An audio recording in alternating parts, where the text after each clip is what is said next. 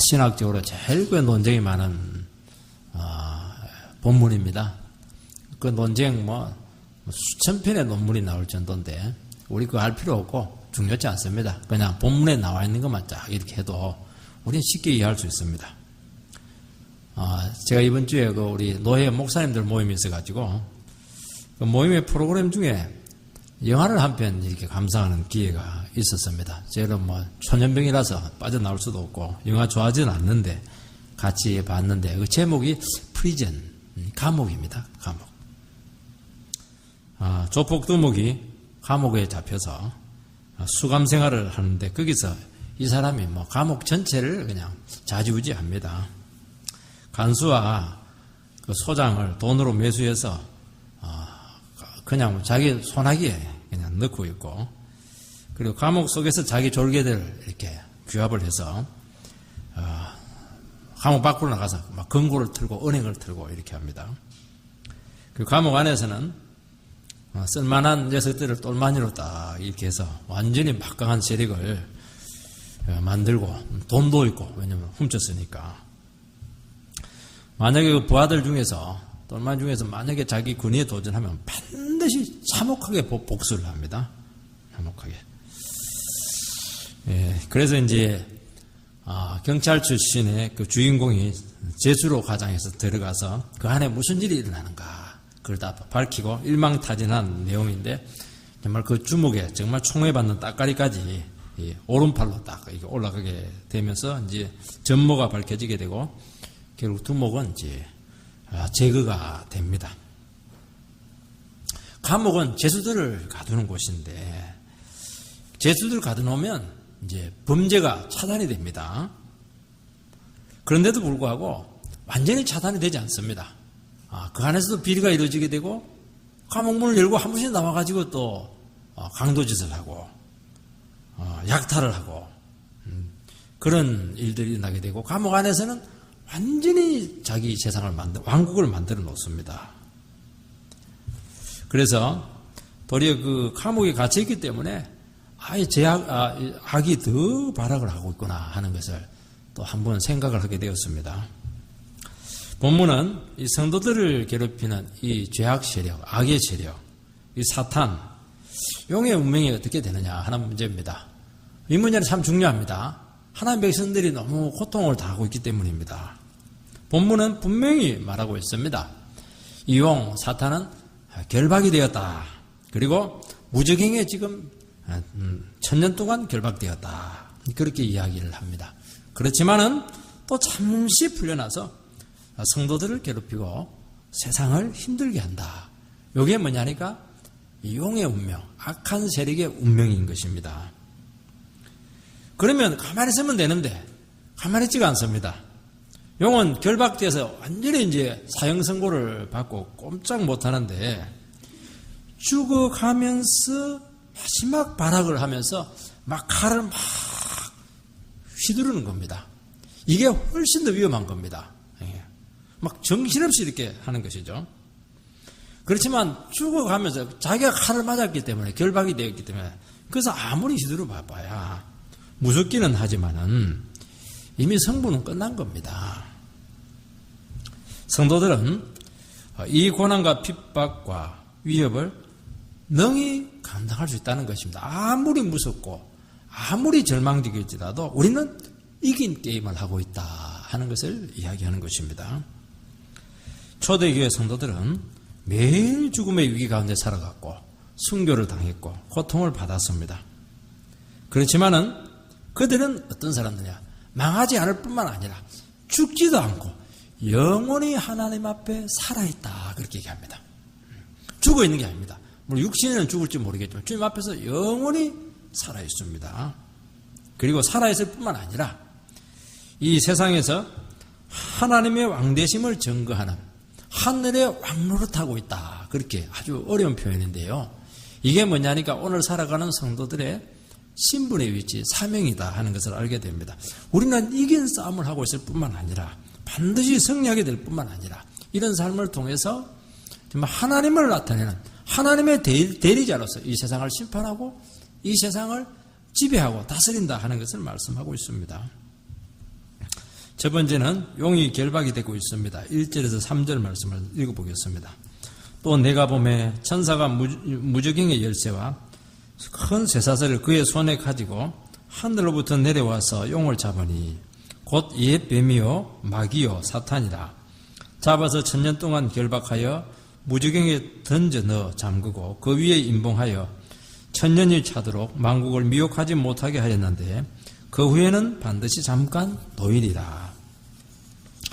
지금 하늘에서 천사가 무저갱의 열쇠를 가지고 결박하기 위해서 이렇게 그의 손에 쇠사슬을 가지고 지금 하늘에서 내려오고 있습니다.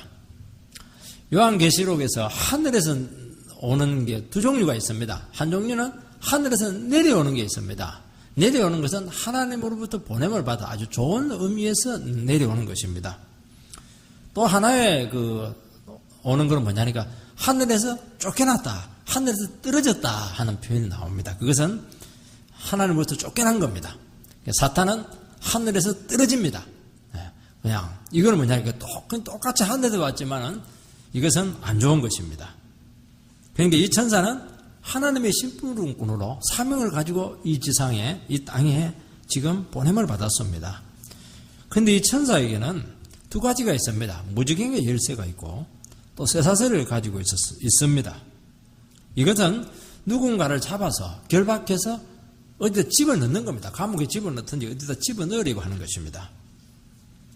어려운 표현이 나오는데 이 무저갱이 뭐냐? 무저갱을 원래 뜻대로 표현하면 뭐냐? 끝이 없는 아주 빈 공간, 끝이 없는 바닥이 없는 어떤 그런 공간을 이야기합니다. 영원히 흑암 위에 있다, 어둠이 흑암 위에 있다 하는 것을 창세기 1장에 보지 않습니까? 그겁니다. 그거. 그런데 이것은 어떤 물리적인 공간을 이야기하지 않습니다. 성경에서 무저갱이라고 얘기할 때는 어떤 악한 영들이 가두어져 있는 그 상태 자체를 이야기를 합니다. 그래서 아까 흑암이 있다 하는 그런 말도 있고 또 다양한 표현으로 구약과 신약에 나타납니다.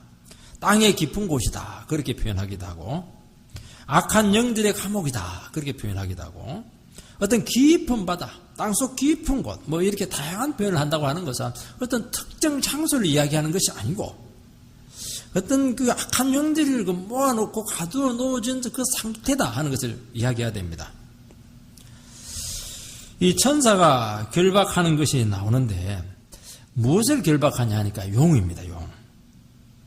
용은 계시록에서 사탄을 상징합니다.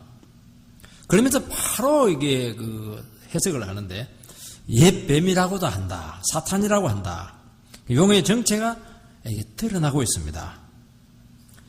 이 옛 뱀이 무엇이죠? 창세기 3장에 보면은 에덴 동산에서 하와를 유혹해서 넘어지게 한 존재입니다. 그러니까 이 용의 존재는 너무너무 오래되었고 뿌리가 깊다는 겁니다. 성경은 뭐냐? 용과 여인의 아들 예수 그리스도와의 그런 갈등의 역사입니다. 악의 세력과 의로운 하나님의 백성 사이의 충돌의 역사입니다. 그게 뭐냐니까? 성경입니다. 이 1000년이다 하는 숫자가 또 나옵니다. 그래서 이게 이런 것도 좀 어렵지만 해석이 돼야 이 본문이 좀 밝혀지게 되어 있습니다. 1000년이다. 이 1000년이 나오는 바람에 지금 천년왕국 개념이 등장합니다. 전천년설, 무천년설, 후천년설, 역사적인 전천년설, 세대주의 전천년설 이렇게 나오는데 이건 복잡해가지고 이거 할 필요 하나도 없습니다. 그냥 그대로 하면 됩니다. 이게 나오는 바람에 자꾸 천년 동안 왕노릇한다 이렇게 하니까 천년왕국이다 하는 개념을 나오는 것입니다.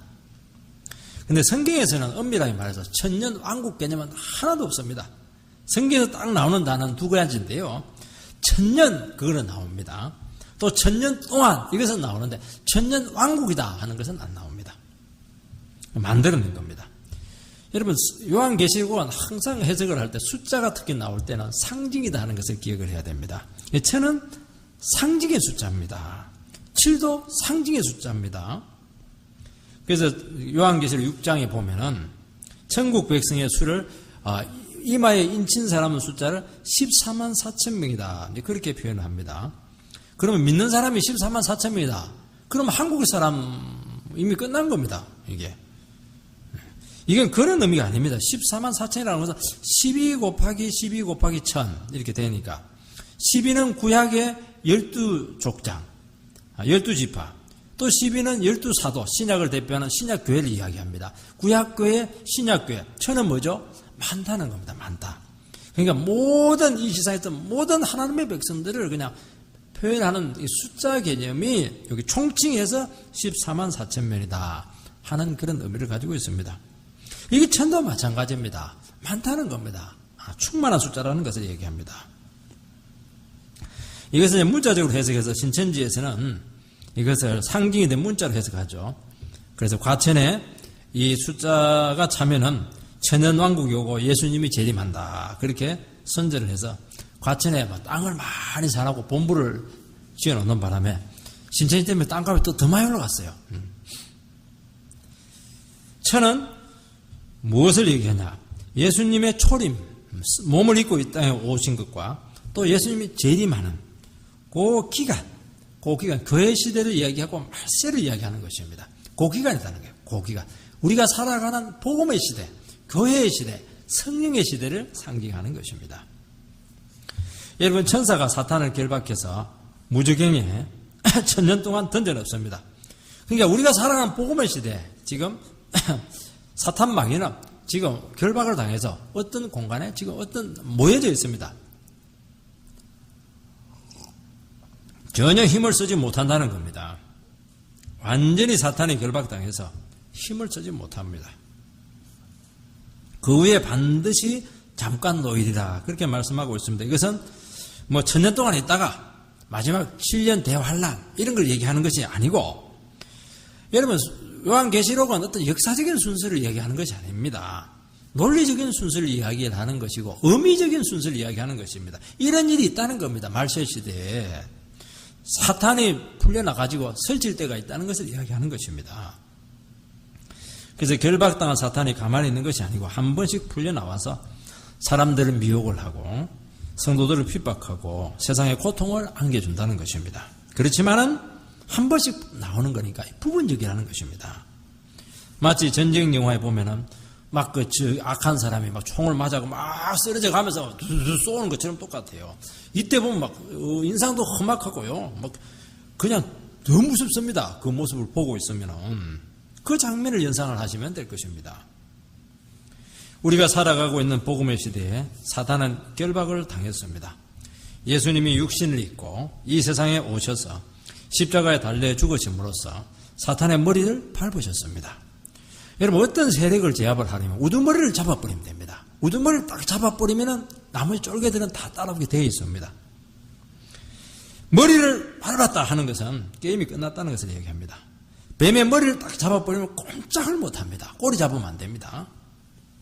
사단은 무장해제를 당했고 영원히 망한 존재가 되었습니다. 우는 사자지 무는 사자는 아닙니다. 이빨이 다 빠져있고 완전히 결박을 당해서 움직이지도 못하고 소리만 지르는 것입니다. 그래서 야고보서에 보면 우는 사자다. 사단을 이야기하는 우는 사자다. 울고 있으니까 울지 마! 이렇게 하면 되는 겁니다. 물러가! 이렇게 하면 되는 거예요. 길 가다가도 사탄적인 생각이 나요. 나는 망할 거야. 그러면 어떻게 해야 됩니까? 속으로. 어떤 사람들은 길 가다가 이상한 소리 합니다. 사탄아 물러가라! 주위에봐도 아무도 없어요. 그거는 뭐냐니까 자기 속에서 이 악한 이 생각들, 사탄적인 생각들이 일어나니까 대적을 하는 겁니다. 사탄아 물러가라! 끝나는 겁니다. 이게 개들 짖고 이러면 개 가만히 있어. 요거 하면 동물학대가 되는데 요즘은 꼼짝마 이렇게 하면 뭐 깨갱깨갱 하면서 꼬리를 내리게 되어 있는 것입니다. 우리가 이런 시대에 살아가고 있다 하는 것을 말씀하는 것입니다. 게임 끝난 겁니다. 무저갱에 넣어서 잠그고 그 위에 임봉을 하여 천년 동안 미혹하지 못하게 만드는 것은 사단이 무슨 수를 써도 이미 이 성부를 뒤집지 못합니다. 이미 끝난 성부를 절대로 뒤집지 못하다는 겁니다. 미세한 요동이요 더 무섭게 크게 보일 수가 있습니다. 그래서 오늘 사는 성도님들은 정신을 잘 차리고 미리 겁만 먹지 않고 미리 공포에 빠지지만 않으면 절대로 우리는 망할 수 없어요. 무너지지 않습니다. 사탄의 역사를 반드시 이길 수가 있습니다. 망하지 않습니다. 우리가 비록 넘어졌더라도 이미 주님께서 이긴 게임이기 때문에 주님도 이렇게 해서 또 싸우게 합니다. 그런 시대에 우리가 살고 있다는 것을 기억해야 됩니다. 그래서 어둠의 세력이 기승을 부릴 때 어떻게 해야 되겠습니까? 이길 수 있는 방법은 자꾸 진리를 밝히고 자꾸 기도를 하고 그리고 그렇게 하면 어떻게 됩니까? 어느 순간 왜 눈에 보이지 않기 때문에 실체가 없기 때문에 참 싸우기 힘듭니다. 그런데 우리는 싸울 수 있어요. 우리는 권세가 있기 때문에 성령이 있기 때문에 그렇게 하면 악의 세력이 갑자기 힘을 잃습니다. 또 문제가 딱 생기면 금식하고 기도해버리면요 웬간한 거는 일주일 그냥 한 달 내에 다 끝납니다. 참 위대한 시대에 살고 있는 것입니다. 그리고 하나님께서 직접 개입해서 우리 힘으로 안 되는 것은 하나님께 직접 개입합니다. 그래서 상황을 반드시 수습합니다. 이것은 오늘 우리 성도들에게 주시는 너무나 위대한 축복입니다. 하나님께서는 온 세상을 창조하셨습니다. 여러분 창조는 무엇을 얘기하냐니까 이 분리를 이야기합니다. 단절을 이야기합니다. 창조는 뭐냐? 창조주 하나님께서 피조물을 분리해낸 겁니다. 피조물도 분리가 되었습니다. 땅 위의 물과 땅 아래의 물, 하늘과 땅 분리가 일어납니다. 땅과 바다가 분리가 일어납니다. 이게 뭐냐니까 창조입니다. 이거 창조는, 이 분리는 참 좋은 겁니다. 이게 우리를 풍성하게 하도록 하기 위해서 하나님께서 이렇게 나눠놓고 분리해 놓았던 것을 이야기합니다. 그런데 마귀가 와가지고 마귀의 특징은 뭐냐니까 하나님을 자꾸 모방을 합니다. 이게 모방의 천재예요. 마귀가 똑같은 분리 단절을 시킵니다. 어떻게 시킵니까? 죄를 넣어가지고 아주 악한 쪽으로 분리를 시킨 겁니다. 하나님은 참 좋은 쪽으로 바른 관계 가운데 연합 가운데 분리를 시켰는데 이거 완전히 그냥 우리를 영원히 단절시켜 놨습니다. 하나님과 인간이 영원히 원수가 되게 만들었던 것입니다. 그리고 인간 사회에도 의심과 불신과 모든 안 좋은 이런 것들이 찾아오게 되었습니다. 그 원인은 사단의 유혹이었고 사단은 모든 것을 망가뜨리고 분열을 시켰습니다. 그런데 예수님께서 몸을 입고 하나님의 아들이 이 땅에 오셔서 우리와 같이 되셨습니다. 그리고 모든 난임과 단절의 원인이었던 이 제약을 완전히 해결하시고 이제 하나님과 화합하게 되었고 회복이 가능하게 되었습니다. 사탄이 하는 것은 찢어놓고 나눠놓고 분열시키고 의심하고 싸우고 갈등하게 하고 이런 게 사탄의 특기인데 예수님이 와가지고 그 완전히 는더리가 된 능마가 된 갈기갈기 나눠진 이 모든 것들을 꼬매고 싸매고 회복시키고 연합시키고 사랑을 주어가지고 참 이렇게 회복시키고 그 기운을 바꿔놓은 것이에요. 방향을 바꿔놔서 찢어지는 데서 꼬매지는 이런 방향으로 예수님께서 만드셨던 것입니다. 우리 인생의 근본적인 문제를 해결했기 때문에 이야기하는 것입니다. 그러니까 예수님의 십자가와 부활은요, 방향을 완전히 우리 인생의 방향을 틀어놓았습니다. 그래서 이제 하나님과 인간 사이가 화합이 되었습니다. 인간 사이의 관계도 이렇게 새로워지게 되었고 피조물과의 그런 관계가 예수님 안에서 통합이 되었습니다. 사단이 더 이상 교회를 허물고 하나님의 백성들을 미혹하지 못하도록 하나님께서 어떻게 했습니까? 완전히 결박을 시켰어요. 또 나오면 또 찢어놓거든요. 그래서 딱 결박을 시켜놓고 예수 그리스도께서는 하나씩 우리를 꿰매고 있는 것을 이야기하는 것입니다. 이제 성도님들은 복음의 시대에 얼마든지 하나 될 수 있습니다. 사랑으로 화합할 수 있습니다. 유대인과 이방인이 하나 되지 않았습니까? 유대인과 이방인은 영원히 하나 될 수 없습니다. 수천 년 동안 원수관계였습니다. 여러분 주인과 종이 어떻게 연합할 수가 있겠습니까? 사단이 이루어놓은 모든 파괴를 얼마든지 회복할 수 있는 시대에 우리가 살고 있습니다. 그래서 참 이게 복음이 위대합니다. 여러분 아무리 나누고 찢기고 갈등하고 고통당한 그런 교회 가도요, 가서 복음을 선포하고 말씀을 전하면 성도님들이 바뀝니다. 십자가의 사랑으로 얼마든지 하나 될 수 있습니다. 지금 가정이 막 나누어져 가지고 집안이 원수가 되고 난리가 났습니다. 그래도 우리가 하나님의 말씀 의지하고 믿음으로 기도하면서 쭉 나가면요. 하나씩 꿰매어 줍니다. 하나씩 회복시켜 줍니다. 참 위대해요, 이게. 내 한 사람만 예수 그리스도에서 십자가 사랑으로 나가면요. 정말 못 이룰 게 없습니다. 그렇게 위대한 시대에 살아가고 있습니다. 아니, 신우이가 지금 뭐 사탄이 결박돼서 난린데요. 그것도 잠시 잠깐입니다. 우리가 또 기도하고 제 앞에 달라고 하고 결박해 주세요. 그러면 하나님께서 어떻게 합니까? 천사를 딱 파송시켜서 결박을 시킵니다. 우린 예수님을 보내면 더 확실할 텐데 예수님 잘 안 보내세요. 예수님 저 위에 있고 천사들 보내가지고 그렇게 합니다. 그러니까 천사들은 예수님에 비해서는 뭐 아무것도 아니에요. 힘이 없는데. 그러니까 뭐 천사 한 사람만 보내도 다 되는 겁니다. 그 예수님이 직접 역사하면 어떻게 되겠어요? 굉장한 겁니다. 그런 시대에 있다 하는 것을 기억해야 됩니다. 겁낼 필요가 없어요. 그전에는 우리는 사탄의 지배 아래에 있었기 때문에 사탄 말을 들어야 됩니다. 종로로 달 수밖에 없어요. 사탄의 시키는 대로 해야 됩니다. 사탄이 하는 게 뭡니까? 오심하고 찢고 나누고 갈등하고 미워하고 그렇게 하는 거지 않습니까? 이제는 얼마든지 우리는 예수님의 종이기 때문에 아들이기 때문에 얼마든지 그런 삶 안 살아도 돼요. 그리고 이 세상에서 정말 천국을 맛볼 수가 있습니다. 저는 능평교회에 대한 비전이 그겁니다. 정말 이곳이 천국이 되게 해달라고. 천국이 되게. 정말 사랑이 넘치고 신뢰가 넘치고 믿어주고 여기만 오면 막 살아나고 집안이 살고 자식들이 살고요. 망가진 인생들이 회복되고 저는 이게 우리 능평교회 최고의 비전입니다. 가정이 살고요. 고부간의 관계가 회복이 되고 이게 제일 중요한 것이지 않겠습니까? 우리끼리도 사랑하지 못하면서 어떻게 우리가 세상 사람들 보고 사랑하라고? 그거는 말이 안 되는 겁니다. 우리끼리 싸우고 의심하고 이렇게 하면서 어떻게 우리가 세상에 대해서 정말 믿음으로 사랑으로 살라고 말할 수가 없는 것입니다. 여러분, 우리 앞에 어떤 세계가 펼쳐질지 참 기대가 되지 않습니까? 사탄이 결박되었어요. 그전에는 하고 싶어도 못했는데 이제는 우리가 믿음만 있고 정말 마음만 딱 제대로 먹으면요 정말 놀라운 세계가 우리 인생이 어떻게 펼쳐질지 자기 자신도 모릅니다. 저도 지금까지 왔지만 제 인생이 이렇게 될 줄은 몰랐습니다.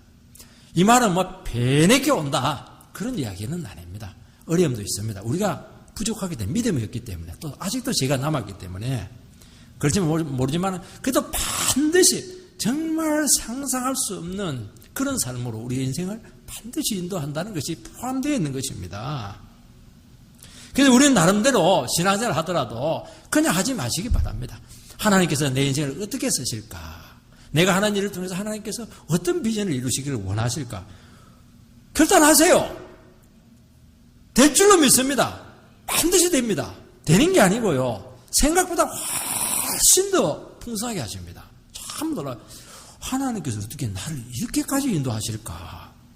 내 인생이 어떻게 이렇게 복될 수가 있을까? 그 뒤를 돌아보기만 하면 감사밖에 없는 것이죠.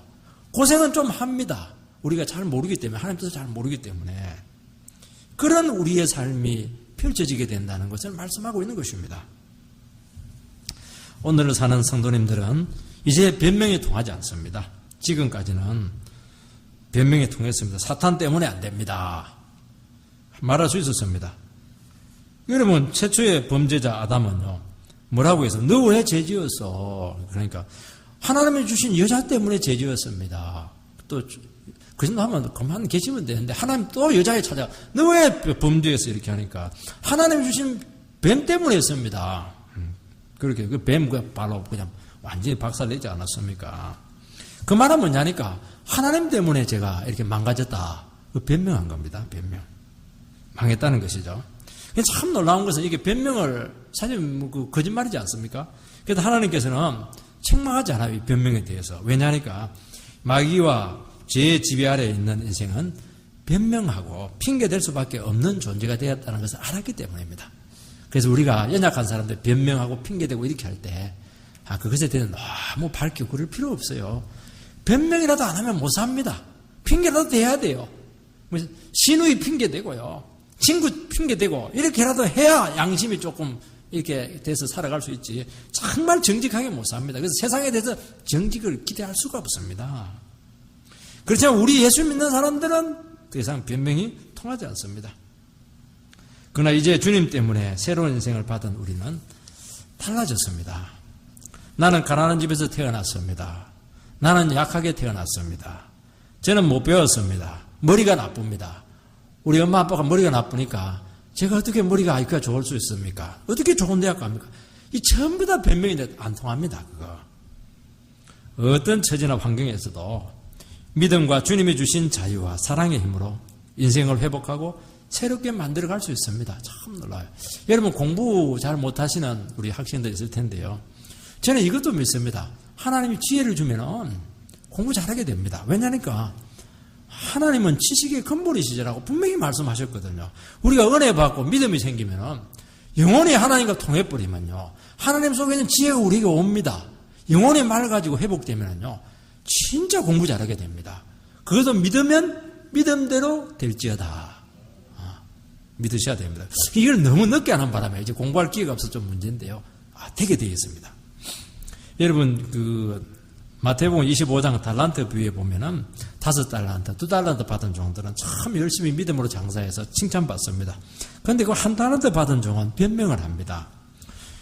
주인이 심지도 않은 데서 거들고 하고, 주인이 불의한 사람이라는 것을 얘기하는 것입니다. 주인은 얼굴이 굳은 사람이라고, 너무 무섭다고, 말도 안 하고 말이죠. 막 어떻게 하나하나 지켜봐가지고 막 심판하려고 한다고, 그렇게 해서 너무 무서워가지고 겁이 나서 그것을 땅에 파묻었습니다. 1달란트. 그렇게 얘기했습니다. 구약시대에 살았으면 그 변명이 통합니다. 그런데 지금은 안 돼요. 지금은 어떻게 합니까? 주인이 책망하면서 이 악하고 게으른 종아, 네가 왜 나를 오해했냐? 네가 정 그렇다면 그걸 은행에다 집어넣어가지고 이자라도 받지. 바깥 어두운 데서 이를 갈며 있을 것이다. 그렇게 이야기했었습니다. 왜 환경 탓하고 있고 하나님 탓하고 있고 왜 세상 탓하고 있고 이제 안 통한다는 겁니다. 아무리 상황이 어렵고 힘들더라도 믿음으로 장사하면 되는데 1달란트 가지고 재주가 없고 돈이 좀 부족하면 그것도 감사하고 열심히 살면 믿음으로 살면 또 1달란트가 남길 텐데 내가 또 도와줄 텐데 왜 원망 불평하고 다른 탓하면서 주저앉아가지고 아무것도 못하냐. 악하고 게으른 종아 바깥 어두운 데서 이를 갈며 있으리라. 그렇게 말씀하고 있습니다. 지옥에 떨어진다는 건 아닙니다. 하나님의 축복에 전혀 못 들어온다는 것을 이야기하는 것입니다. 여러분 이제 얼마든지 책임지는 삶이 가능합니다. 믿음으로 나가면 모든 것이 되게 되어 있습니다. 여러분 우리에게 지금 말씀을 들으면 뭐가 와야 되냐니까 회복의 기운이 와야 됩니다. 찾아와야 됩니다. 뭐가 웅하면서 될 것 같아요. 자꾸 이 옹기가 생깁니다.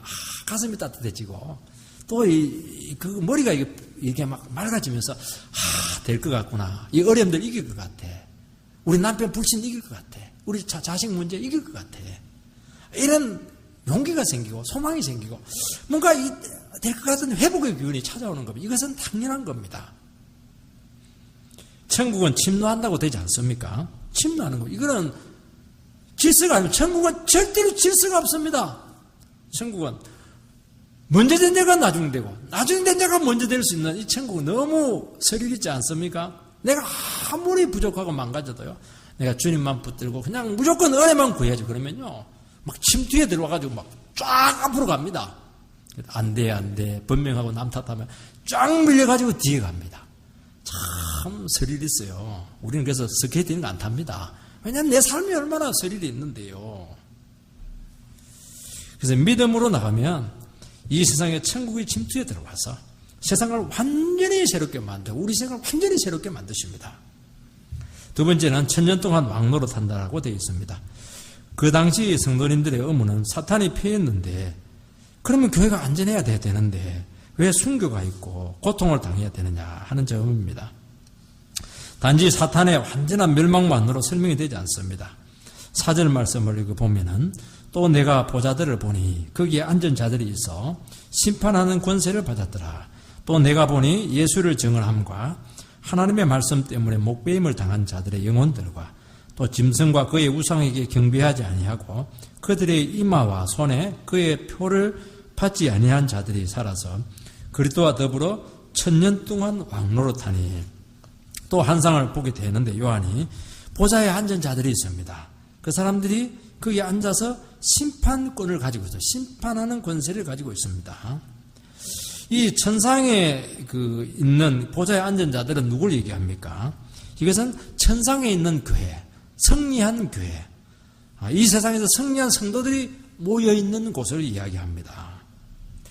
이들이 가지고 있는 것은 세상을 심판하는 권세를 가지고 있습니다. 그 승리한 성도들의 면면이 나타나고 있습니다. 예수를 증거하고 말씀에 순종하다가 목배임을 당한 영혼들입니다. 끔찍하죠? 짐승과 우상에게 경배하지 아니하고 그 이마와 손에 짐승의 표를 받지 아니한 자들입니다. 세상을 따르지 않고 세상 우상을 거부하며 세상을 거슬려 살았던 성도들입니다. 이들은 이 지상에 살아가면서 핍박당하고 순교당하고 고통당했지만은 그들은 천상에서 가장 존귀한 위치에서 예수님과 함께 이 세상을 다스리고 심판하는 그런 참으로 그런 위치에 있다 하는 것을 보여주고 있습니다. 여기서 이제 제일 중요한 단어가 무엇이냐 하니까 보좌가 아닙니다. 살아서 그렇게 돼요. 살아서. 살아 있습니다. 죽어 있지 않습니다. 순교당해도 살아 있습니다. 안 믿는 사람들은 영원히 죽어 있습니다. 그러나 성도들은 살아 있습니다. 하나님 앞에서. 왜냐하면 성도들에게 있어서 죽음은 불가능합니다. 그래서 우리는 성경에서 죽는 것을 뭐라고 합니까? 잠잔다 그렇게 표현합니다. 바울 사도는 빌립보서에서 나는 너희들을 떠난다 그렇게 얘기합니다. 이 떠난다 할 때 참 이 장막을 떠난다 이렇게 되어 있습니다. 여러분 병사들이 전쟁을 다 끝내고 나서 고향으로 돌아갈 때 어떻게 합니까? 텐트 줄을 쫙 풀면은 텐트가 딱 무너집니다. 그 장막집이 무너졌다는 것입니다. 그러면은 그걸 싸들고 그걸 싸들면 그걸 내두고 풀고 고향으로 돌아가는 겁니다. 그러니까 우리 죽는 것은 원래 고향으로 돌아가는 겁니다. 아버지가 있는 그곳을 찾아가는 것입니다. 탕자 비유처럼. 그래서 성도들에게 영적인 죽음은 없습니다. 육체적으로는 잠시 이게 고통을 당하지만은 하나님 앞에서 영원히 살아있다는 것을 이야기하는 것입니다. 1000년 동안 살아있는 것이 아니고 왕노릇합니다. 하늘에서 왕노릇합니다. 5절 말씀을 보면은 그 나머지 죽은 자들은 그 1000년이 차기까지 살지 못하더라. 이는 첫째 부활이라. 나머지 죽은 자들은 이 세상 살아가면서 예수 안 믿고 그냥 세상 욕심 따라갔던 그 사람들은 1000년 동안 살지 못합니다. 복음의 시대에 죽어 있습니다. 영적으로 죽어 있다는 것을 이야기하는 것입니다. 하나님 앞에 죽어 있습니다. 성도들만 살아 있습니다. 여기 이제 첫째 부활이다 이렇게 나와 있는데 첫째 부활이다 하는 것은 둘째 부활도 있다는 것을 이야기합니다.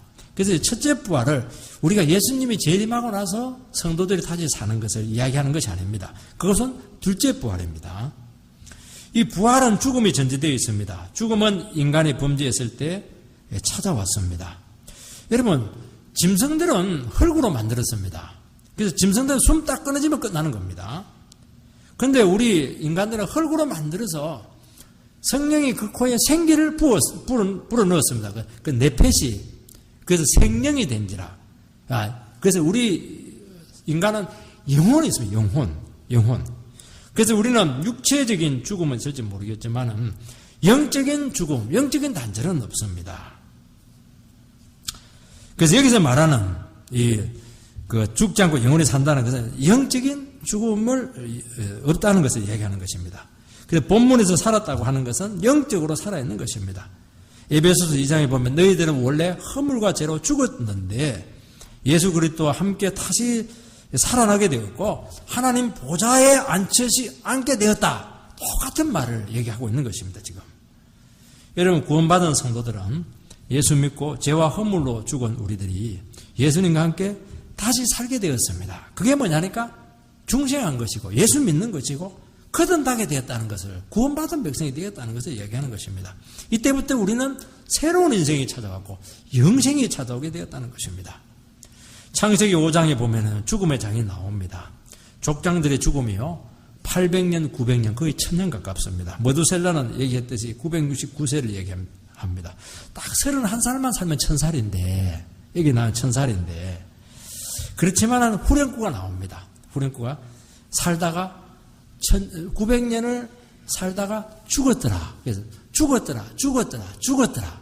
우리는 너무 오래 살았다고 생각하는데 그게 죽음의 장이다. 그렇게 우리는 이야기를 합니다. 오래 살았지만은 죽는 존재입니다. 이제 우리 성도들은 어떻게 보면 여기서는 70년, 요즘 100세 시대라고 하는데 순교당하면 언제 죽을지도 모르고요. 얼마 못 살아요. 그렇지만은 이제는 우리는 영원히 죽지 않는 영생을 가졌습니다. 예수가 다스리고 타락자들이 함께할 수 없는 우리는 하나님 나라에서 지금 살고 있습니다. 지금 우리가 이제 영생을 누리고 있고 하나님 나라에서 지금 살고 있습니다. 수명과 무관한 천국의 삶이 예수 믿는 순간부터 시작되었습니다. 그래서 우리는 이제 세상의 원리가 통하지 않아요. 세상의 사고가 통하지 않습니다. 예수님의 다스림을 받습니다. 이 지상에서 싸움과 핍박과 순교는 있을지 모르겠지만은 주님과 함께 왕노릇합니다. 어려움을 겪지만은 절대로 지지 않습니다. 주님이 최종적인 승리를 이미 선포했었습니다. 이게 뭐냐니까 우리 예수 믿는 사람들의 살아있는 성도들의 삶의 모습인 것입니다. 여러분, 그리스도와 함께 왕노릇한다고 하는 것은 지상의 왕노릇하는 거 달라요. 지상에서는 군림하고 지배하고 그렇게 하지만은요, 그렇지가 않아요. 우리 예수님처럼 예수님과 함께 왕노릇한다 했기 때문에 예수님과 똑같이 왕노릇하는 것입니다. 예수님 이 세상에 와가지고 군림했습니까? 지배했습니까? 그러지 않았습니다. 어떻게 했었습니까?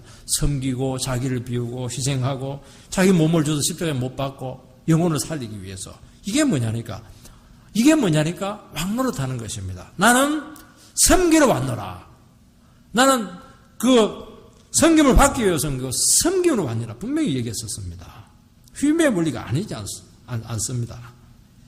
하나님의 원리로 사는 것이죠. 그러면서 이 세상을 정죄합니다. 심판한다고 했기 때문이죠. 그래서 성도님들은 어떻게 이 세상을 심판합니까? 예수님처럼 살면서 세상을 심판합니다. 이것은 죄입니다. 그렇게 살지 마세요. 당신 힘을 가지하지 마세요. 자랑하지 마세요. 당신 다 뒷거리에 불과합니다.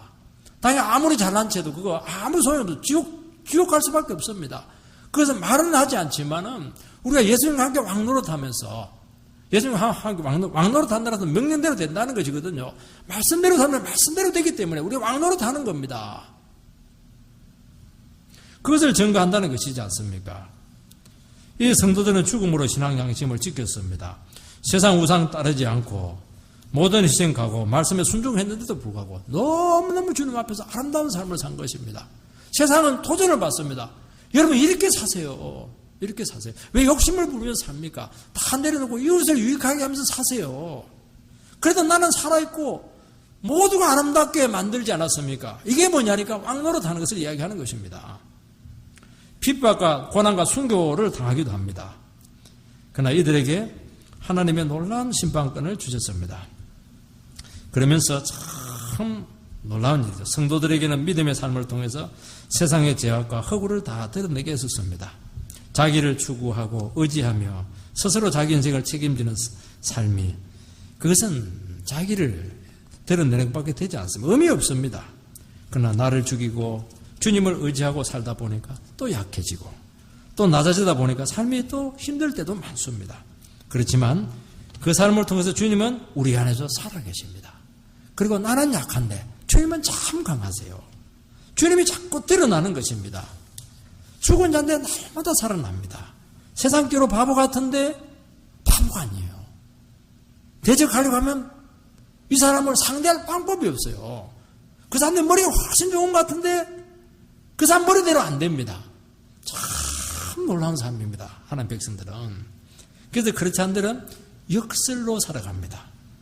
없는 자인데 다 있습니다. 왜요? 우리 아버지가 온 세상의 주인이니까요. 실패한 것 같은데 승리자입니다. 왜냐하니까 예수님이 승리를 따놓았거든요. 늘 이야기하지 않습니까? 우리 아버지가 가쁘면 그 자식들은 절대로 지갑을 안 가지고 다 다닌다고요. 저는 지갑을 가지고 있잖아요. 이거는 내가 가난하다는 겁니다. 그러니까 가쁘 자식들은 지갑이 필요 없어요. 왜냐하면 자기 아버지가 가쁘니까. 재벌 회장이니까요. 그렇게 우리는 영광스러운 위치에 있다는 것을 말씀하고 있는 것입니다. 고린도서 4장 7절에 보면 우리가 이 보배를 질그릇에 가졌으니 이는 심히 큰 능력은 하나님께 있고 우리에게 있지 아니함을 알게 하려 함이라. 우리는 이 세상에서 질그릇 같습니다. 찢기고 순교당하고 고통당하고. 근데 우리 하늘 보니까 겉은 톡한 질그릇인데 안에 막 보석으로 꽉 차 있습니다. 우리 겉은 참 아무것도 아닌데요. 안에 보면 막 보석으로 막 루비, 사파이어, 다이아몬드 막 꽉 차 있습니다. 이게 부자죠. 하나님의 능력으로 꽉 차 있습니다. 우리는 이 세상에서 약해지고 부족하고 의지할 것 없는 것을 절대로 두려워하지 마시기 바랍니다. 보배로 채워지고 하나님의 능력으로 사는 삶이 될 것이고 진정으로 강한 것이 무엇인가 하는 것을 예수님께서는 우리를 통해서 보여주게 될 것입니다. 그래서 내가 강해지려고 하면 안 됩니다. 나는 어떻게 되면 주님 앞에서 약해져야 됩니다. 부모들도 자식 키울 때요. 자식이 강한 자식들은 그냥 팽개쳐놓고 니는 잘 알아서 하니까. 근데 늘 병치레하고 늘 그냥 불안하고 아까는도 못할 것 같은 자식들은 걱정이 많아요. 그래서 자꾸 그 자식을 위해서 더 이렇게 힘을 써주고 그렇게 하는 것입니다. 그래서 우리도 하나님 앞에서 자꾸 어린애가 돼야 됩니다. 그러면 하나님께서 우리를 통해서 참 강하게 하신다는 것을 알게 됩니다. 여러분, 이 권위는 순종에서 나옵니다. 우리는 왕노릇 한다고 했는데 이 왕의 권위가 어디서 나옵니까? 이것은 하나님 말씀에 순종할 때 이 권위가 나옵니다. 목사의 권위는 어디서 나옵니까? 목사 안수 받은 데서 나오는 게 아닙니다. 성도 숫자를 얼마나 모았는가에서 나오는 게 아닙니다. 목사의 권위는 목사가 하나님 앞에 얼마나 무릎 꿇고 순종하느냐에 달려있는 것입니다. 이건 똑같은 거예요. 그 말씀 순종하지 않고 직책만 갖고 있으면 어떻게 됩니까? 직책만 있고 실제적인 권한은 하나도 없어요. 왜냐하니까 예수님께서 그 사람을 안 쓰니까 그렇게 하는 것입니다. 예수님이 쓰는 왕이 돼야 되지 않겠습니까? 그래서 성도가 고난받고 연단받아 순종하는 사람이 될 때 그때 진정한 왕노릇이 가능합니다. 그래서 마귀들을 한 번씩 풀어가지고 우리가 불순종하는 이것들 또 재짓고 이러면 안 되거든요. 그것들 자꾸 그렇게 못해가지고 깨끗한 그릇을 만들어가지고 정말 제대로 왕노릇하도록 그렇게 하기 위해서 우리에게 마귀를 안겨두었다고 분명히 제가 말씀했었습니다. 여러분, 아담이 하나님의 말씀에 순종했을 때 에덴을 다스리는 통치자가 되었습니다. 세상을 정복하라, 번성하라, 명령이지 않습니까? 아담이 했던 것이 그겁니다. 왕노릇입니다. 불순종할 때 왕자에서 쫓겨나게 되었습니다. 우리가 하나님의 말씀에 순종할 때 하나님이 권위를 주시고 우리를 통해서 세상을 다스리십니다. 하나님 뜻이 나타납니다. 놀라운 구원의 도구가 되게 합니다. 여러분, 우리 자신을 비우게 될 때 온갖 좋은 것을 주셔서 축복의 통로가 되게 합니다. 우리는 하나님께 더 많은 것을 주세요. 또 많은 것을 구비하게 합니다. 그런데 항상 기억해야 될 것은 그것이 목적이 되게 하셔는 절대로 안 됩니다. 그 목적이 되면은 왕노릇을 할 수가 없어요. 하나님께서 이 많은 것을 주시고 축복하신 이유는 하나님의 왕노릇하도록 하나님을 대리해서 참 그 하나님 나라와 이웃을 위해서 복되게 하도록 하기 위해서 그렇게 했었습니다. 그러면 계속 줍니다. 참 귀해요. 자기가 욕심을 딱 챙기죠? 없어요. 국물도 없습니다. 여러분, 하나님 나라와 그거를 위해서 헌신하고 이웃을 사랑하는데 무한한 축복으로 우리에게 입혀주신다는 것을 기억해야 됩니다. 그래서 지혜로운 성도는 자기 자신을 비우고 끊임없이 말씀 앞에 자기 자신의 동기와 상태를 점검하시기 바랍니다. 그래서 이게 놀라워요. 이게 놀라서 지난번에 우리가 기도원 얘기했는데요. 기도원 32,000명 모으니까 나팔 보니까 겁난 사람 나가라. 22,000명 나서 10,000명 남고 물가에 가가지고 물을 마시라 하니까 머리 쳐박고 먹는 사람은 9,700명, 300명 입으로 이렇게 눈 뜨가면서 먹는다 이렇게 했는데요. 경계에 가면서 먹는 사람, 이 사람이 하나님이 선택한 종이다 이렇게 하는데 이걸 또 다 뒤집어서 얘기하면 꼭 그게 맞는 것만은 아닌 거라고 생각이 됩니다. 뭡니까? 하나님은 약한 쪽을 택한다는 겁니다. 9,700명을 택하는 게 아니고 300명을 택한다는 겁니다. 만약에 머리 쳐박고 먹는 사람이 300명이었다. 그럼 또 300명을 택할 가능성이 많다는 것이죠. 그 하나님께서는 약한 쪽을 택해서 하나님을 나타내기를 원하세요. 그래서 우리가 연약하고 약한 가운데 있을 때 이것은 우리가 약하다고 하는 것은 많이 가지고 그런 구비했다 그런 게 아닙니다. 하나님만 의지하면 약하게 되어 있습니다. 그 사람을 통해서 하나님께서는 얼마나 하나님이 위대하신가 하는 것을 나타내는 삶을 살게 한다는 것입니다. 이게 뭐냐니까 왕노릇하는 것입니다. 주님이 우리를 통해서 왕이 되신다는 것을 선포하도록 하기 위해서 그렇게 했다는 것을 기억하고 참 우리가 이 세상에서 어떻게 살아가야 될 것인가 하는 것을 기억해서 참 연약하고 부족한 가운데 있지만 절대로 낙심하지 마시기 바랍니다. 우리 아버지, 내 아버지입니다. 그런 은혜로 승리하는 한 주가 되기를 주의 이름으로 축복합니다.